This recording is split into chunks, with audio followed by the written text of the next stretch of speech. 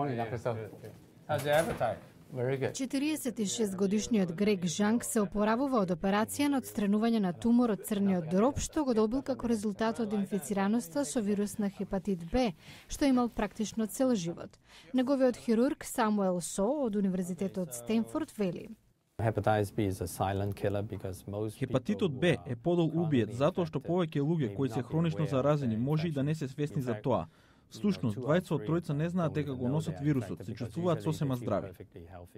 Вирусот хепатит Б се наоѓа во крвта и во телесните течности.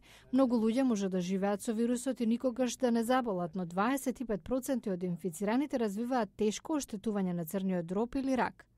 Вирусот се пренесува преку незаштитен сексуален однос и нестерилизирани игли, но повеќето луѓе кои страдаат од ова заболување се инфицирани уште од раѓањето. Американската фондација за црн дроб вели дека 1 на 10 американци од азиско потекло се носители на овој вирус и кај нив 100 пати поголема е шансата да го имаат отколку што тоа е случај со друга етничка група. Во Сан Франциско 1/3 од популацијата е од азиско потекло и проблемот е очигледен. Градот сега нуди бесплатни тестови, вакцинирање и лекување.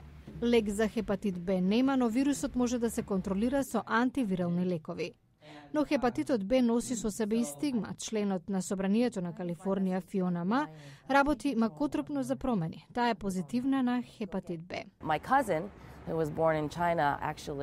Мој роднина, роден во Кина, всушност е многу вознемирен и ми вели да не зборувам за тоа, зашто луѓето ќе мислат дека сум болна и нема да гласаат за мене. Но јас мислам дека како јавна личност имам посебна одговорност.